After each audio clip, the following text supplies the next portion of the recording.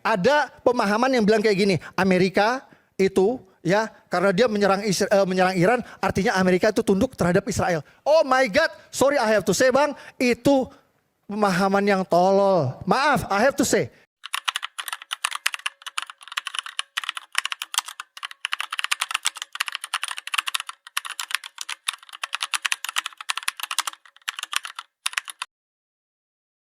Adik-adik mungkin tahu beberapa hari ini, 2 hari ini ada videonya Felix Xiao yang viral. Tahu nggak di video itu intinya Felix Xiao dia bilang gini. Intinya di video itu Felix Xiao mengajak agar jemaatnya dan seluruh penonton videonya tidak usah percaya sama Iran. Gak usah percaya sama Iran lah, Iran gak bisa dipercaya. Iran itu sobatnya Israel. Jadi ketika ada simbol Islam yang melakukan perlawanan terhadap ini, justru Felix Xiao yang paling vokal mencoba menggembosi Iran. Asal adik-adik tahu, Felix Xiao ini, ya mungkin tahu lah pasti Gen Z ya. Tapi jangan ini. Felix Xiao ada ini, orangnya di sini, nggak fair nanti. Gue nggak bakal ad hominem. Felix Xiao ini memulai karirnya dari organisasi yang namanya Hizbut Tahrir. Hizbut Tahrir itu adalah organisasi khilafah yang Bang Aiman harus tahu markas besarnya di London, ya. Jadi kalau ada yang mau, kalau adik-adik atau penonton semua ini mau mencurigai siapa Antek Barat atau agen Mossad, curigailah Felix Xiao. Oke, ya. Felix, karena nggak ada orangnya, nggak ada orang yang fair soalnya. Kita udah juga Bung Felix Xiao. Satu poin lagi. Ya, 1 poin lagi. Oke. Ada satu pemahaman sesat. Boleh nggak 1 poinnya nanti? 1 poin terakhir. I promise terakhir. Jangan terakhir, masih ada segmen berikutnya. Ada satu pemahaman sesat. Ada pemahaman sesat yang harus gue luruskan nih bang. Ya, ada pemahaman yang bilang kayak gini, Amerika itu ya karena dia menyerang Iran, artinya Amerika itu tunduk terhadap Israel. Oh my God, sorry I have to say bang, itu pemahaman yang tolol. Maaf, I have to say. Kenapa? Come on, Amerika itu adalah negara yang umurnya 300 tahun, berdiri tahun 1776. Israel itu negara piyik yang baru lahir 1948, umurnya baru 77 tahun. Israel itu seperti ya Bang Islah bilang, Bang Iman, Israel itu didirikan oleh kerajaan Inggris. Yang didirikan Israel itu kerajaan Inggris melalui yang namanya perjanjian deklarasi Balfour. Jadi Perdana Menteri Inggris waktu itu nulis deklarasi Balfour yang kemudian diresmikan oleh PBB melalui perjanjian Partition Plan tahun 1947, berdirilah Israel di tanah Inggris. Jelas ya, tanah Inggris yang punyanya Inggris itu. Itulah yang dibagi 2 menjadi Israel dan Palestina. Ini fakta. Jadi bukan tanah Palestina tapi tanah Inggris. Oke, baik. Aku kasih tahu dulu secara singkat perbedaan kaum muslimin itu ada 3. Yang pertama adalah perbedaan fikih. Perbedaan fikih Bapak Ibu sudah sering lihat di Indonesia kan ya, perbedaan fikih. Contoh misalnya kayak taraweh. Taraweh ada yang 11 rakaat, ada yang 23 rakaat. Itu perbedaan fikih dan itu biasa. Dan insya Allah para guru-guru yang hadir di sini itu semuanya mengajarkan bahwasanya kalau berbeda secara fikih itu biasa dan normal. Paham ya? Itu yang pertama. Yang kedua adalah perbedaan politik. Nah, perbedaan politik ini tentang siapa yang memimpin setelah Rasulullah. Awalnya itu. Maka dari perbedaan politik ini muncul Sunni dan Syiah. Dalam cerita ini masih aman. Kalau perbedaannya cuma perbedaan politik. Karena di zaman Rasulullah ada yang berkata bahwa pemimpin itu harus muncul dari keturunan Nabi. Ada yang berkata tidak perlu keturunan Nabi. Nah itu masih aman. Yang ketiga perbedaan akidah. Perbedaan akidah itu kalau sudah berkaitan dengan yang namanya rukun iman. Rukun iman ada berapa? 6. Salah satunya beriman pada Allah, pada Rasul, kitab-kitabnya dan segala macamnya. Nah, di antara orang-orang Syiah ada yang berbeda secara akidah memang. Contohnya apa? Mereka bilang Al-Quran belum lengkap. Nah kalau itu sudah terjadi berarti sudah secara akidah beda. Karena kitabnya udah beda. Paham maksudnya ya sampai di sini ya. Tapi kalau cuma kepemimpinan doang itu mungkin oke. Tapi kalau misalnya sudah ada kitab yang baru berarti berbeda akidah. Atau mengatakan misalnya Nabi Muhammad bukan Nabi yang terakhir. Itu juga beda secara akidah. Bisa difahami sampai di detik ini ya. Nah artinya kalau ada perbedaan-perbedaan itu bagaimana cara kita menyikapinya? Oke sekarang aku mau nanya. Andaikan Amerika jadi nyerang Israel, kita bagaimana kemudian sikap kita? Sikap kita kalau Amerika nyerang Israel, ya baguslah. Lah kenapa bagus? Ya sama kayak kita ngelihat ada aktivis-aktivis yang bukan muslim lantas mau bantu Palestina. Bisa difahami ya. Karena yang kita dalilnya apa Ustaz? Oke, gulibatir rum fi atnal ard wa hum mim ba'di ghalabihim sayaghlibun fi bid'i sinin. Ketika kaum muslimin lagi disiksa sama orang-orang kafir Quraisy, maka waktu itu turun ayat Allah berkaitan dengan apa yang terjadi di dunia. Apa yang terjadi di dunia? Bayangin, Arab di tengah-tengah, sebelah kanannya ada Persia, sebelah kirinya ada Romawi. Romawi sama Persia ini dua negara besar di dunia pada saat itu. Perang mereka. Ketika perang, maka orang-orang kafir Quraisy berkata, Romawi pasti kalah. Terus dia nunjuk Muslim, kayak lu pada semuanya tuh. Lu semuanya kan pada percaya bahwa ada kitab yang turun dari langit, ada malaikat, ada agama yang datang dari Tuhan nih kepada kalian. Romawi juga gitu, mati itu semua Romawi, kalah sama Persia. Paham maksudnya? Di titik ini, orang-orang kafir Quraisy menyamakan mereka dengan Persia dan umat Muslim dengan Romawi. Maka ketika ditanyakan pada Rasulullah Sallallahu Alaihi Wasallam, maka Rasul menjawab ketika turun ayat gulibatir rum, akan dikalahkan orang-orang Romawi fi atnal ard, di tempat yang paling rendah.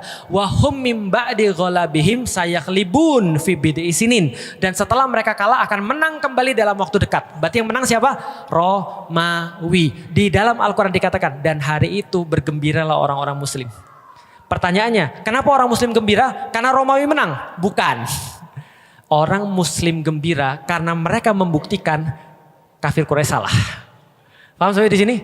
Artinya mereka bukan memihak salah satu, tapi mereka melihat kepentingan mereka kayak apa. Paham sampai di sini ya? Oke, Iran. Iran sudah jelas-jelas menyampaikan mereka adalah negara yang punya keyakinan Syiah 12 imam. Syiah 12 imam itu berarti meyakini ada imam dalam tanda kutip yang melanjutkan Rasulullah dan dia maksum. Jelas ya? Dan itu bukan akidah kita. Jelas ya? Jadi ya udah, pandangan kita sama seperti pandangan ketika ada orang-orang yang misalnya bukan muslim lalu kemudian bantu Baitul Maqdis. Ya udah, kita ngeliat kayak gitu aja. Kalau andai kan dia bisa membuat repot musuh kita nih, yang Israel ini. Israel ini kan udah nyata-nyata mengganggu dan menghabisi orang-orang di Gaza nih. Lah kalau mereka berdua terus kemudian sibuk, ya bagus. Oke, bisa difahami ya? Oke, berikutnya. Ustadz, tapi ini bisa ekskalasinya bagi penduduk dunia? Tentu saja. Dan itu kan yang diinginkan oleh Israel. Coba lihat baik-baik ya. Ini mungkin agak mumet, tapi mohon maaf ya kalau mumet ya. Nggak apa-apa, didengerin aja dulu. Nanti lama-lama juga paham. Kalau nggak paham ya nggak apa-apa juga sih. Jadi gini ya. Namanya Amerika, itu dia punya tugas. Apa tugasnya? Ngendaliin seluruh dunia agar sesuai dengan keinginan dia. Paham sampai di sini? Maka dulu kalau ibu-ibu pernah dengar perang Vietnam, siapa yang lahir tahun 40? Ada nggak? Nggak ada ya. Tahun 55 sampai 75 itu ada perang Vietnam namanya.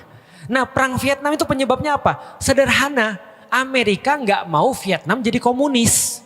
Maka dia serang Vietnam supaya Vietnam nggak jadi komunis. Sederhana itu. Jadi artinya adalah apa? Penyebabnya lebih ringan daripada kasus Gaza yang sekarang. Gitu maksudnya. Oke, berarti Amerika pengen semua sesuai dengan dia. Sekarang aku mau nanya, kalau Amerika punya musuh yang nggak mau sesuai dengan Amerika, siapa kira-kira? Siapa kira-kira? Iran? Bukan. Siapa yang gak mau sesuai sama Amerika? Rusia. Maka Rusia sama Cina bestie nih. Kenapa bestie? Karena dua-dua ini gak mau diatur sama Amerika sekarang nih ceritanya. Maka dua-dua ini bestie. Satu perang dagang, satu perang dingin. Bisa difahami ya, karena Rusia ini adalah pewarisnya Uni Soviet. Dia punya banyak sekali juga hulu ledak nuklir. Lalu kemudian Cina juga sama. Mereka bestian nih. Ketika mereka bestian, mereka nyari proksi. Proksi itu gimana ya ngomongnya ya? Sebentar. Nyari bestie. Mereka jadi nyari bestie di tempat daerah konflik. Karena Amerika itu punya bawahan di Timur Tengah namanya Israel, maka orang-orang ini harus punya bawahan juga. Apa bawahannya di sana? Bawahannya Iran. Jelas?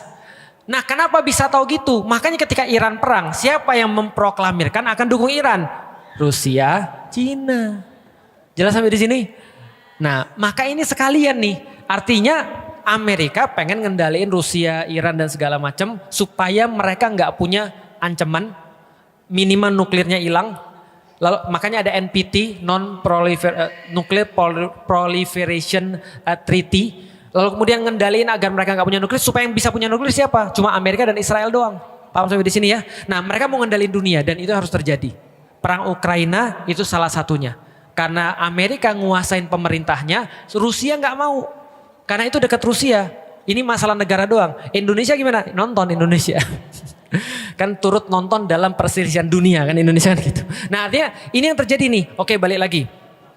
Kalau kita bahas tentang masalah Iran, apakah Iran menyerang Israel karena dia pro dengan Palestina? Jawabannya tidak. Karena Iran nyerang Israel karena dia diserang duluan, sederhana, gitu kan ya. Dan ada video tuh Netanyahu ngomong ke publik, bikin video. Apa yang dia bilang? Dia bilang begini, saya berbicara pada rakyat-rakyat Iran yang terhormat untuk dalam tanda kutip menggulingkan pemerintahan yang sekarang untuk balik lagi ke masa lalu. Tahu masa lalunya apa? Dia ngomong sendiri. Kita udah jelasin di kajian kita tuh. Apa masa lalunya? Iran sama Israel itu bestie. Baru tahu.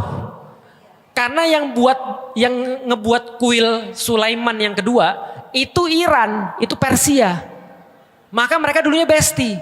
Maka Netanyahu bilang, mari kita kembali ke masa lalu di mana kita bestian. Bahwa Cyrus Agung itu adalah raja Persia yang luar biasa, itu membangunkan kuil Yahudi buat kami. Maka gulingkan pemerintahan Anda sekarang, lalu kemudian ayolah bareng-bareng kita main bola. Itu kata dia tuh. Artinya dia bukan untuk Palestina, dia justru pengen menjadikan Iran sebagai bagian bestinya dia. Paham sampai di sini? Jadi jangan juga kita heboh bahwasanya dia bantu orang muslim. Enggak juga. Itu memang kepentingannya Iran. Iran gak mau juga dikuasai sama Israel. Karena sekarang masih bestian sama Rusia dan Cina. Mumet ya?